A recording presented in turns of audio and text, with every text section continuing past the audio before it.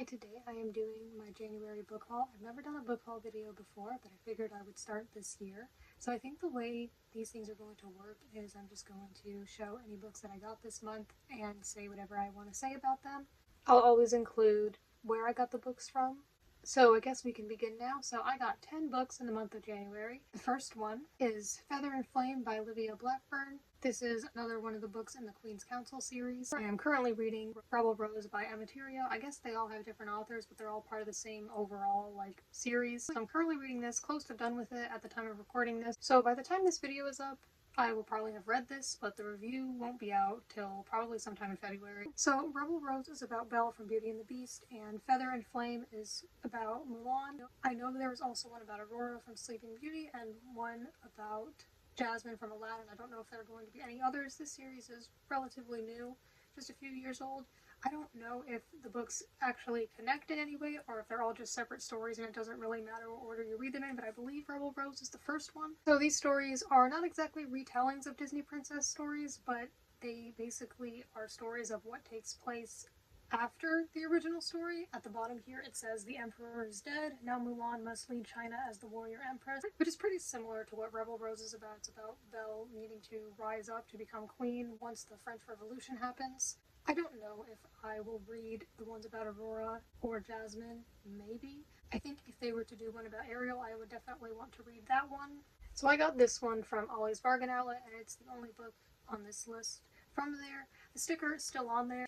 If you know, these stickers are hard to get off, and typically people don't want stickers on the fronts of their books, and I don't really either, especially not for videos. With Rebel Rose, I just recently took the sticker off because I showed it in a video where I was talking about it, and I think from this distance you can't even tell it was there, but if it's up close you definitely can, and it feels weird and sticky, and it's not great. So when I'm holding the book, I try not to touch it. And yeah, these stickers are just hard to get off. They're unpleasant. Books A Million will have stickers on the back of their books. I think I'll show you that once I get to the books from there, but they're on the back and they're smaller. I usually don't even bother taking them off, but when they're on the front, you just may not want them on there. They don't look good. And these stickers are not easy to just peel off. At least I know for me, this one took a little while. There were multiple pieces. So yeah, they are not the best kinds of stickers. I understand that because they're basically being kind of resold at the place for lower prices, which is what's so good about that place. Then they put the stickers on there to show them, and I guess people are more likely to see them if they're on the front, especially when they're on display like that.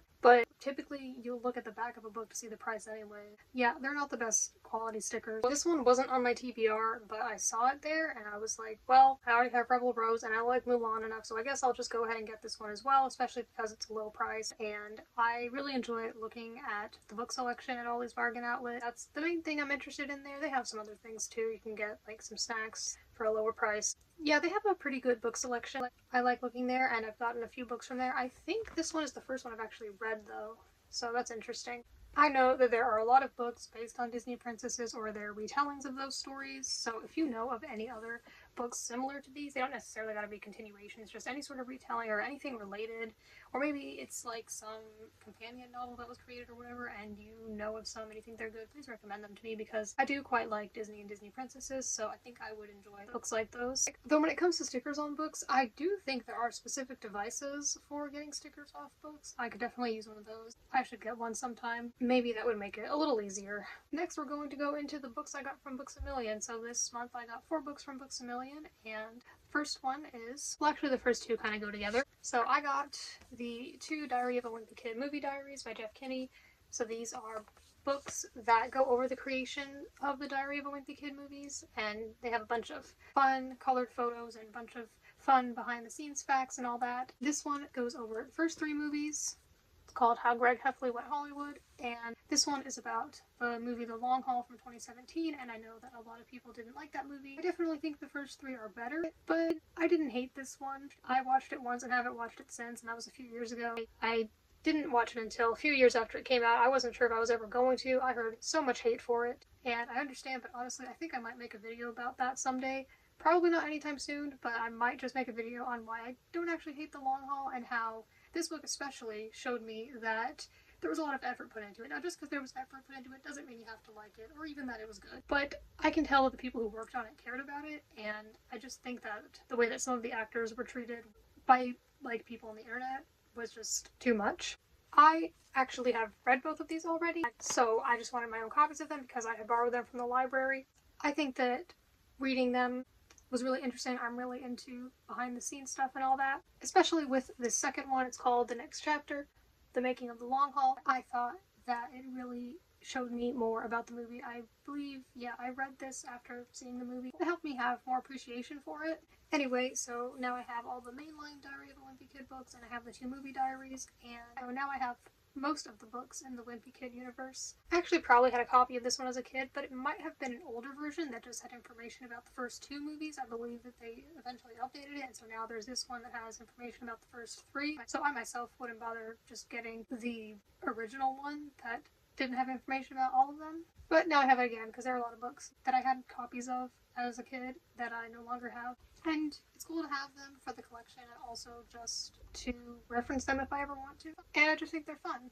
So the next book I got from Books A Million, I was going to say it's the first nonfiction book on this list, but I guess the movie diaries are nonfiction, so there's actually quite a mix of fiction and nonfiction on this list, half the books being nonfiction. The next book is How to Find a 4-Leaf Clover, What Autism Can Teach Us About Difference, Connection, and Belonging by Jodie Rogers. So I'm familiar with Jodie Rogers from Love on the Spectrum Australia. In fact, on the bottom here it says Relationship Counselor from Love on the Spectrum. On the show, she worked with autistic adults and talked to them about communication skills and dating advice, and she seems like a really sweet woman. So this is a book that she wrote, and I'm not completely sure what it consists of.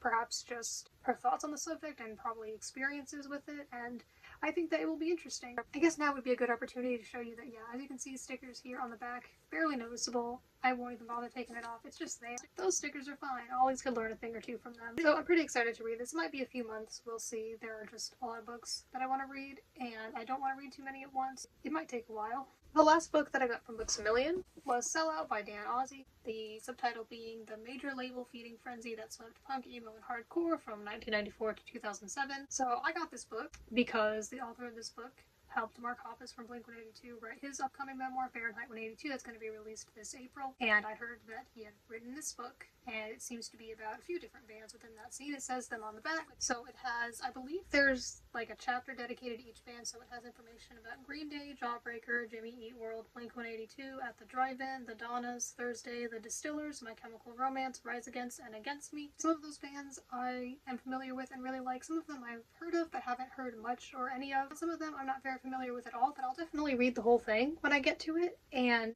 I'm excited to learn more. And I'm always listening to new music. Like every day I'm listening to music that I haven't heard before, so I'll definitely listen to all the bands mentioned in this book. It looks like there are some photos in it as well, so that's always nice. I've heard a lot of good things about this book, and that makes me even more excited for Fahrenheit 182. So I guess that this book goes over those bands, I'm assuming probably in their earlier days, and the title really gives me a hint about it because I know that the word sellout is something that they use with bands in that scene a lot. They will do anything if people call them a sellout. They get signed to a major record label, they get called a sellout or whatever, and it just, or they do anything that people don't like, and that's just like the word they use. It seems like a fitting title, so I'm quite excited to read this and learn more about the history of some of my favorite bands and also some other bands that I'm not as familiar with but would love to learn more about, and I'm very excited to check them out. So I'm definitely going to read this before Fahrenheit 182 comes out. And in this circle here it says featuring new interviews, so this might be like a newer edition. Now we're going to go on to books I got from Barnes & Noble this month. First is Momentous Events in the Life of a Cactus by Dusty Bowling. This is the sequel to Insignificant Events in the Life of a Cactus. I read that book 3 years ago in school. I borrowed it from my English teacher who had a little library kind of area set up. She had a bookshelf and you could let her know if you wanted to borrow a book. And she had Insignificant Events in the Life of a Cactus. Now with a title like that, and me being someone who just really likes cactuses for some reason, I don't own any, I just like them, I don't know why, I decided to borrow that book and I really enjoyed it. This is the sequel that I've been wanting to read for a while, and Barnes & Noble had it, so I definitely picked it up. I'm going to read this at some point, maybe in March for middle grade March. The Life of a Cactus series is a middle grade series about a girl named Avon who was born without arms, and I know that the first book had like a mystery to it. Her parents moved to some place in the desert, I think. It's been a few years, but there was like a mystery aspect to it, and it was really interesting. And she met people who had other kinds of disabilities and disorders as well, and so that was really interesting. And I just remember really enjoying the book and hearing her perspective. I'm really excited for this one. I don't quite know what happens in this one. Okay, just looking at the synopsis on the back, I guess this is when Avon starts high school. Apparently on the back it says something about a punk rock band, so now I'm even more interested. So yeah, I'm really excited to read this, and I might reread Insignificant Events at some point. I'm just really not in the mood to reread things right now. I just want to read books I've never read before. It's not like I don't see a point to it. I can understand, especially if you enjoy the book, but I don't really think I'll look through it and refresh myself. I'll just go into this one, and I'm really excited for that. The next book, speaking of Blink-182 memoirs, while Fahrenheit 182 isn't out yet, there's another one that has been out for like 10 years now. Just now getting it. And that is Travis Barker's memoir, Can I Say? The full title being Can I Say? Living Large, Cheating, Death, and Drums, Drums, Drums. I say I just now got it. I mean, I didn't start listening to Blink-182 regularly until last year, so yeah. I'm definitely going to read this before Marks comes out. I'm really excited to read this. I kind of like peeked at it and saw that it looks just like really fun.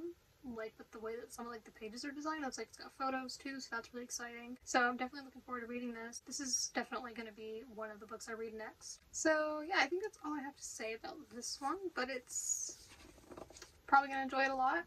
I've read a lot of memoirs recently, and I usually find them pretty enjoyable. The next book is, besides Feather and Flame, the only book on this list that was not already on my TBR when I saw it at the store. I was not planning on getting it. I did not know it existed. Apparently it was just published about a month ago, and I saw it. It was on a display that had like the books facing where you could see the cover, and it was on the side of a shelf, which is a thing that bookstores do sometimes. They had little papers above it with information, and I thought they were talking about the book that was there, and then I realized there was like a title they kept saying. I was like, that's not the title of this book. I don't think they've changed it out yet, so I'm trying to disregard anything that may have been said on those reviews, because those were not reviews for this book. Now, usually I'll go into a bookstore and look to see if they have any books that are on my wish list, but I am open to getting a book if something about it catches my eye, and I'll always read the synopsis first and see if it sounds interesting enough to me, and if it is, I might get it, so I am open to that. Yeah, it's the newest release on this list. That is Dating and Dragons by Christy Boyce. I've never read anything by this author before, but it looked interesting, and I looked at what it was about on the back, and it sounds interesting. I guess this is like I'm guessing young adult or adult romance based on Dungeons and Dragons. I've never played Dungeons and Dragons, actually. I don't know if I would like it, but this seems to be what it's about. And when it comes to romance books, I'm kind of picky and kind of reluctant sometimes. I feel like this, though, it sounds like nerdy and stuff, and I feel like that might be enjoyable for me. And here it says it is a Barnes & Noble exclusive. It says include special content. I don't know quite what the special content is. I believe the cover is also different, because when I went to shelf it on Goodreads, it had a different cover. I think it was like blue, so I guess maybe only Barnes & Noble has this purple cover. So it looks cute, and I definitely want it to be one of the next books I read. It's not at the very top of the list, but I think I'll enjoy it. Maybe, I don't know. Sounds interesting. If you've read this or any of the books in this video, please let me know your thoughts on them if you want. If you enjoyed them, or even if you didn't, that's fine too. The next book is technically a book that my husband got on his own when he went to Barnes & Noble with me, but it's a book that I've also been wanting to read, so I'm including it in this haul. And that is The Riddler by Paul Dano. This is a comic. I think it's a comic, not a graphic novel. I'm pretty sure I know the difference. This is about the Riddler in the current Batman movies, starting with the one from 2022, and the second one hasn't been released yet. It was written by the actor who played the character, which I think was really interesting. He seemed very dedicated to this role, and I mean, that's great. And this pretty much goes over, like, the events leading up to when he officially became the Riddler and how he became that. I'll talk more about it in my review of it, which will probably be out sometime in February. I've actually already read this. I read it shortly after getting it, and I figured since it's a comic, it wouldn't take me long. I read it in like a day or two. So I'll give more of my thoughts on this in my review video specifically for this book. While I don't absolutely love Batman and that whole franchise, I do like some things about the current film series, and the Riddler is one of those things. I really like this particular villain, and I thought that this was really interesting, but this isn't my review. This is just a haul, so I shouldn't really give my thoughts on it. I just wanted to say what it's about, so that this is the only comic on this list. It's a pretty unique one for this list. The last book I got on Amazon, and that is On Lavender Tides by Travis M. Riddle. This is an author I've talked about a lot on my channel. He's definitely one of my favorites at the moment, and this is a very pretty cover, I must say. Super gorgeous. Love the colors. Love the art. I think Amazon is the only place this book's available because it's self-published through Amazon. This is the first book in a series that is called Jekua. It is a progression fantasy series that is inspired by Pokemon. That's what Jaguars are. They are this universe's version of Pokemon. The author said something about how he liked Pokemon games as a kid, but he felt that they didn't actually have good stories when it came to the actual storylines of them. I don't really know. I haven't played very much Pokemon. So he doesn't act like this isn't based on Pokemon. It definitely is, but it's definitely its own thing. And while I haven't read this yet, I used to be on the author's Patreon a few years ago, so I got to read the first few chapters of it. I'm not sure how many, maybe 3 or 4, and I remember enjoying them when I read them back then. That was about 3 years ago. Shortly before the book was released, it was released in March of 2022, so it's been out for almost 3 years now. I'm really excited to finally get to reading it soon. I did already have the third book in the series, Makunwale Rumble, and if you're wondering why I just randomly had the third one and none of the others, just because I sent somebody a list that had all the books in the series, minus the 6th one. It wasn't out yet, and they just got that one because that was like the most expensive one to get out the way. The most expensive because it's the biggest, and they just didn't really see that it was a whole series, so I've just been kind of stuck with the third one, and I'm definitely not going to read them out of order. I haven't even looked at the synopsis on the back because I don't want to spoil anything for myself. But now I have the first one, so I'm really excited to read this. It's definitely a book I've been wanting for a while, and I definitely want to be one of the next books that I read. There are 6 books in this series. It just recently got finished this past September, when the last book came out. I've read some of the author's books before. In fact, I recently read one of his books that I'm going to be releasing a review of probably sometime in February. This is his longest series so far. I have read his Houndstooth trilogy. I've done reviews on each of the books in that series. It's long. Well, this one isn't too long. As you can see, the third one's pretty thick. It's long, but with his books, I just have a feeling that I will enjoy them. And sometimes I'll look at books and I'm like, how could you possibly have that much to say? Why are they so long? But then once I read them, I'm like, okay, this makes sense. At least that's how I felt with the Houndstooth trilogy. So this is the last book that I got this month, and it's definitely one of the ones I'm most excited for. So yeah, that was my January 2025 book haul. I really enjoyed making this, and I think I definitely would like to make one of these each month. I mean, if there's a month where I didn't get any new books, that's fine. I'm not gonna get books just so I can do a haul video. If I don't have any, that's fine. So there may not be one every single month, but whenever I do get new books, whether it's just 1 or 10 like this one, or however many, I would definitely love to do a video where I show them and talk about them, and that can lead to discussion for other people to talk about them too. I guess let me know if you've read any of these, if you have any opinions you want to share. And I think that is all I have to say for now. Yeah, have a nice day and thank you for watching.